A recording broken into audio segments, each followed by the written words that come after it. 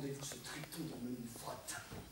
Remarquez-vous son impérieux il faut tribun. Vous outrepassez vos droits. Oh, bon, mais déraisonnable patricien! Pourquoi avez-vous donné à cet hydre le droit de se choisir de représentants? Réveillez-vous de votre dangereuse complaisance. Vous êtes des plébéiens s'ils sont sénateurs, et ils le sont quand dans le mélange de vos voix, la saveur la plus forte est celle du peuple.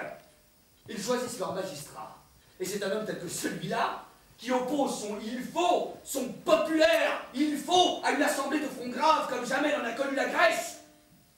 Par Jupiter, cela rabaisse le consulat, et mon âme souffre de voir quand deux pouvoirs sont face à face et qu'aucun des deux n'est souverain, comme le chaos se glisse dans l'interstice et détruit l'un par l'autre. Arrêtons-nous sur la place du marché. Quant à ceux qui ont conseillé de distribuer gratuitement le blé de nos greniers, comme on faisait parfois en Grèce. Alors ne parlons pas de cela. D'ailleurs, si, rappelons-le, en Grèce, le peuple avait un pouvoir encore plus absolu. Je dis qu'ils ont nourri la désobéissance et alimenté la ruine de l'État. Pourquoi le peuple donnerait-il à un homme qui parle ainsi sa voix? Mais je donnerai mes raisons qui valent mieux que leur voix. Ils savent bien que le blé n'était pas une récompense, assurés qu'ils sont de n'avoir rendu aucun service.